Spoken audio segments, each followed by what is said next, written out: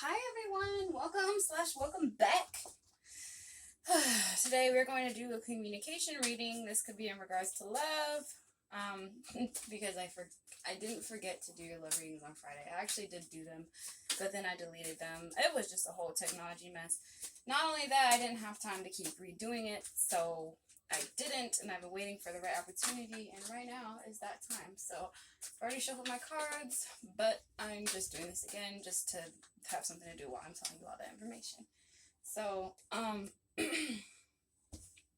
we're gonna do a past, present, and future reading. Once we start getting used to these and understanding how they work, me, then I'll start mixing it up and stuff. Plus, I find that this is shorter and effective. Not as short as the cross template of truth, but I like it because it gives a little bit of background and a little bit of what's going on now and a little bit of insight as to the future, what's gonna happen. So, in past position, you have Ace of Pentacles, the High Priestess, and Nine of Wands. So the Ace of Pentacles, I do represent that with money, but since this is a love reading, I'm going to associate that with a new partnership. What I did learn about, like, this little, what do they call these, meerkats? I think they call them meerkats. They're like found in like tall grass places. I think Africa is a place. I don't know, guys. Don't quote me on that. But they're actually known for working well with others. They're like really sociable. And the High Priestess and the Nine of Wands.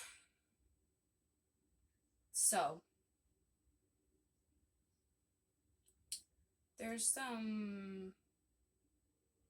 a connection here that to me looks very intuitive. It's like you guys are on the same wavelength emotionally, and I feel like there's a reconciliation that wants to happen, but it's just not the right time. But you're kind of tired of waiting it out.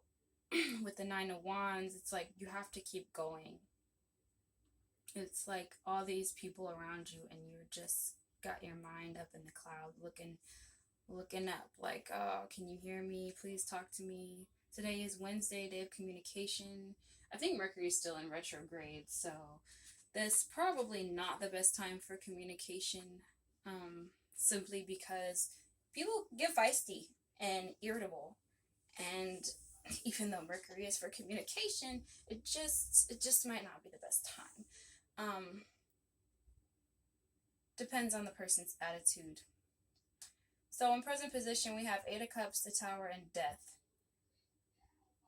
Literally put an end to anything that does not serve you emotionally. So if you are not in a relationship,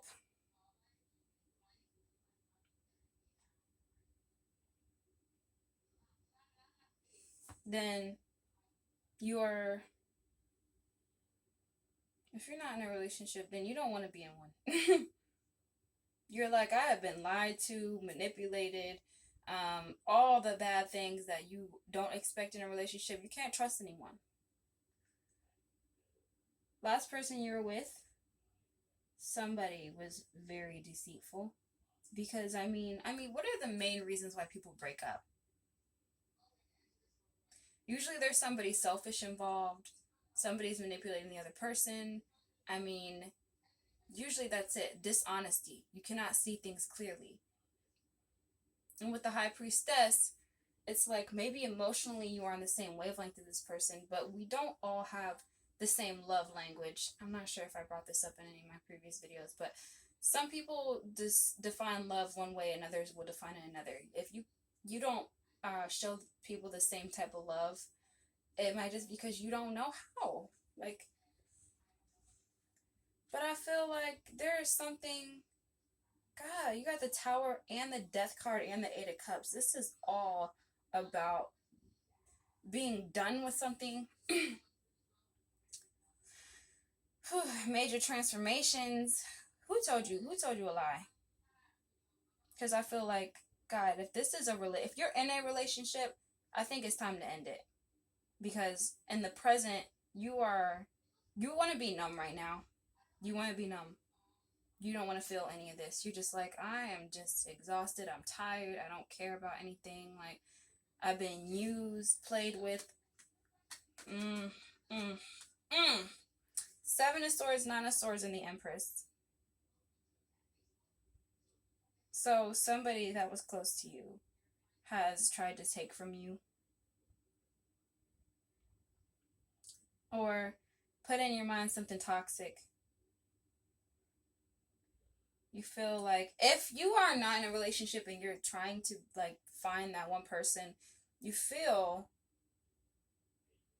like someone else got to it before you did, and now all you can think is how you missed out. But in the future, well, we have the Empress here. She's the queen of all queens.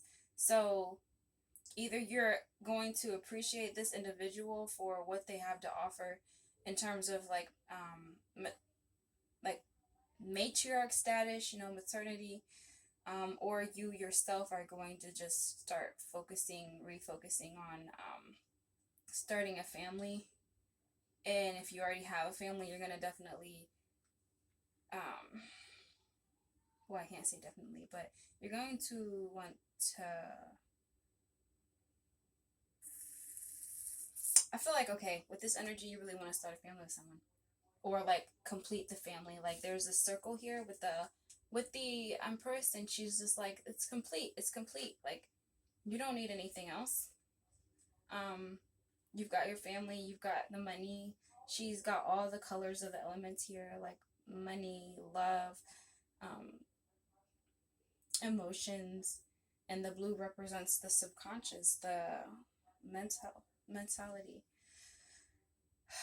But there's a lot of like your head is up in the clouds. So if you've been thinking about this person intensely, they're thinking about you too. But something's been destroyed here. Something has been majorly destroyed. Let's see, we've got the High Priestess, the Tower, and the Death card. And those are all, oh my gosh, and the Empress. So if I'm just going to look at these four and to tell you exactly what you need to know right now, it's that your instincts were right. So if you thought, um, mm, whatever somebody's been telling you, it doesn't matter. You have to go with what you feel. Honestly, nobody else can make those decisions for you because you've got the Wheel of Fortune. So something's about to, everything's always changing all the time. I don't want to be that general. However, that's another major arcana. And I feel like you're going to be reconsidering this decision. Three of Swords. That's could be a third party situation. It could be separation through distance. You know. Okay, let's get some more clarifications because this is I don't know. I want to say that you're putting an end to something. If you're in a relationship and this person has been lying and you know they've been lying, don't keep going back to them. Once you realize that you do better without a specific individual, you are not supposed to keep going back. That is not how that's supposed to work, honestly. So if you are in a relationship with somebody and you're happier without them, you feel more at peace, don't go back to them, or else you're going to keep having the tower moments and you can't blame them. You can only blame yourself at a certain point for not listening to your higher intuition. What are you doing? And it feels bad because sometimes we're like, oh, but we just got each other. We just got each other. Like, I understand that, but do they get that they're hurting you every time they lie to you, manipulate you, and keep distance from you? Are they aware of how to love you properly in the way that you deserve to be loved? Because if not, then you don't need to be here with this person. And if this person is promising you a family, I don't go off of words anymore. If I were you, just don't. Actions. And they have to be consistent actions. Sometimes people will do well for like 3 months, maybe even up to 6 months, and then they're back to their old BS. But yeah, this is actually time to find your inner strength. That's what this reading is about. It's time for you to, if you're in a relationship with a liar, it's time to be free, honestly. It's like, dump them. Leave them alone. Leave them be. They're probably cheating on you. They're probably lying. I mean, according to this, If you never had no problems with like that, congratulations. I'm happy for you. But don't keep manipulating yourself. That's what this is. It's like, you know what's going on. You found out the truth. You need to change. Get rid of them and love yourself. Okay? That's all I got for you right now. Thank you.